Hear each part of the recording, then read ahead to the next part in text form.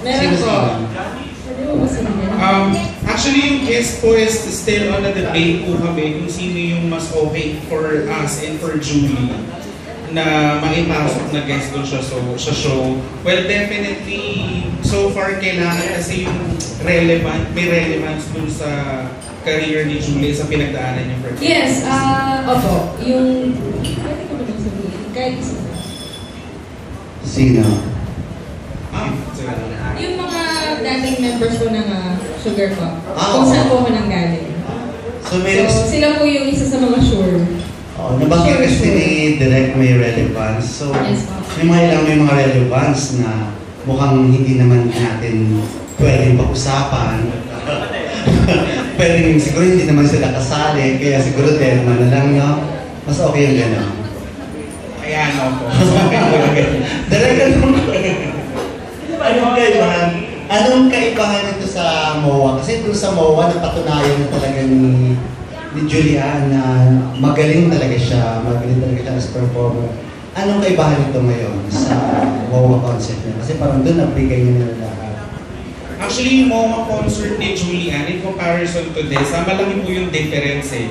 Now kasi parang ibibigay namin yung Julian na hindi pa nila nakikita. Like, actually maraming production numbers eh. Mahirap lang din i-reveal sa ngayon. Pero definitely, lahat na makikita nila doon sa show namin na In Control is bago. Tsaka, depende rin po kasi, ang dami na po kasi mga trends ngayon eh. Sobrang dami pong bago when it comes to, yun nga po, yung music. Tapos, syempre yung parang, basta yung concept eh. Basta iba po talaga.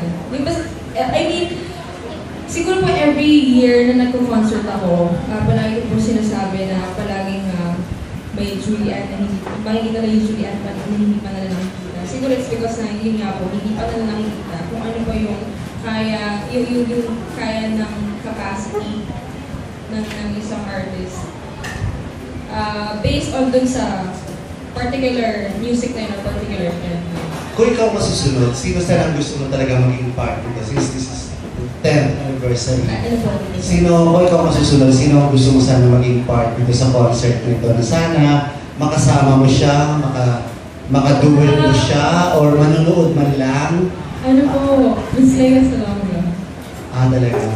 Si Atalash po kasi gawin na po siya dahil lagi po sinasabi sa mga interviews na sobrang idol ko po kasi siya, and yun nga po, parang may tour yata po siya of the country. Pero nagkaroon ba ng effort na invite siya sana na maging part ng concert? Opo naman po, meron talaga. Hindi nga lang siya pwede? Opo, sayang. Hindi mo pa siya nakatrabaho? Madalas ko po siya nakatrabaho, pero yung magiging part po siya ng isang big event, like yung concert, hindi pa po. For 10 years, Julian, ano ang pwede mong masabi or may-share sa amin na malaking achievement na nagawa mo, proud ka, na may pagmamalaki mo na achieve mo ito? Siguro yun nga po, yung evolution ko as a singer, as an artist, and as an individual. Kasi sobrang dami rin po ng challenges, nanatili pa rin po ako matatag. Ayun, siguro po yung nagkaroon po ako ng Diamond Record. Nakapag-concert po ako sa arena, sa More Arena. Isa sa mga pinakamalaking venues. Nabanggit mo kasi yung challenges na sinasabi mo, nanatili kang matatag, parang lalim ng hugot mo doon. Ano ba talaga yung challenge na napagdaanan mo na maintain mo yung pagiging matatag? Madami po talaga kasi hindi naman po lahat ng bagay ay madali. Kumbaga, lahat po ng ginagawa ko dito, sa 10 years ng hard work, pagsisikap, diba? It really pays off. Hard work really pays off. Is it work-related or personal na mga challenges? Both po. Both. So, isa nga doon is school daw. Siyempre, isa sa mga challenge sa'yo na napapagsabay mo yung school, singing, acting. Yes. Kaya siguro... And achievement na rin po sa akin yun. kapag once na nakakuha ko ng diploma, kumbaga parang isa sa mga pinakamagandang regalo na ibigay sa magulang yung nakatapos ko ng pag-aaral.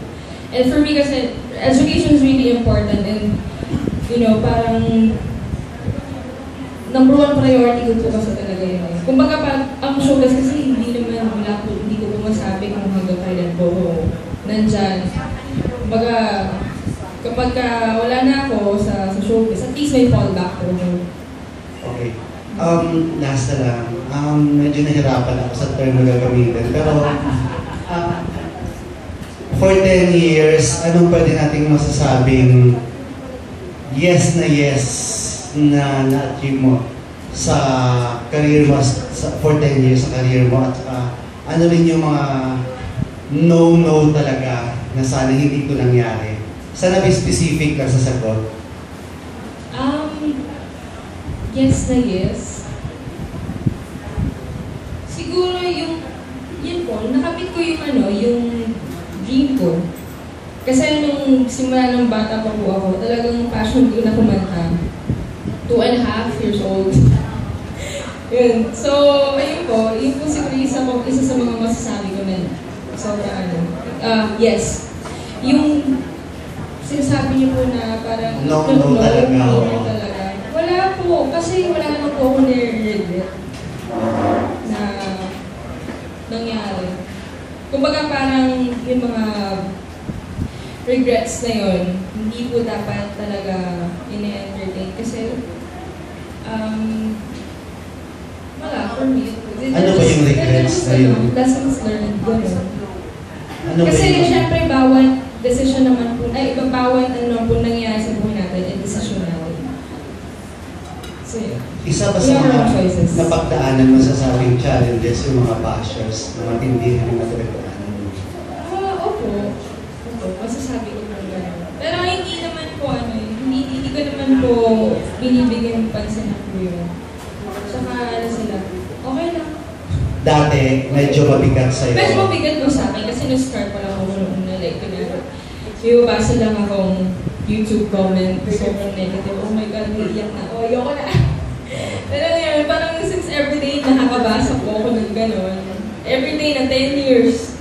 Imagine. People who try to bring you down. Sanay lang po talaga. Sanay lang talaga. Thank you. Thank you, Gordy, for that wonderful question. Ulitin ko lang po yung, mabibili po yung ticket niya sa Ticketnet Online 911-5555 at malakas na po ang benta ng tickets ng Ecuador. Yes. Astro Plus din po, I guess. Tama ba ako? Astro Plus, they can also buy tickets sa Astro Plus. Okay. May questions pa tayo sa ating mga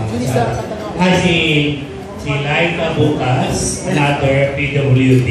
Laika tomorrow. Hayop ka talaga. Julian, anong take-away value mo sa ginawa mo na hindi pa concede sa pangalan mo ng maging singer? So, ayaw ng papa mo na tuloy mo yung ganun kayo.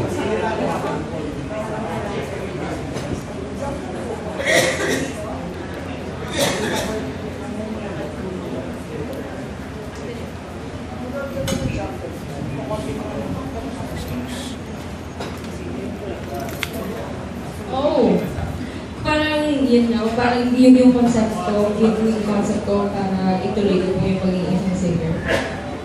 Yeah. Yun nga po, sinabi ko po kanina na ever since I was 2.5 years old, kumakanta na ako. And kumbaga, gusto ko rin po pa rin yung dream ng grandparents ko kasi it was actually my grandparents' idea. So yung dating grandparents mo, conflict ang kanilang mga dream sa'yo? Kasi yung lola at lolo ko, sobrang may po sila sa akin. It's a father's side ko po. Where's Papa? Pero ayun nga po, simula nung sumali po ako sa contest. Parang, isa po yun sa pinakamalaki turning points ng buhay ko. Kasi I really had to choose between my studies and school. But I chose na pagsabayin po yung dalawa. Kasi gusto ko rin po kumanta and at the same time gusto rin po talaga mag-aral. Pero nagkaroon po kami ng deal ni Papa na yung kailangan sa honors, kailangan talaga magtaas yung grades. Na-maintain mo naman ba yun? Na-maintain ko naman po yun. Hanggang ngayon. So, hopefully. Hindi cum laude ka pa or ba? I don't know. Basta po running ba? Hopefully. Hopefully. Wow. Hopefully. Thank you. Thank you.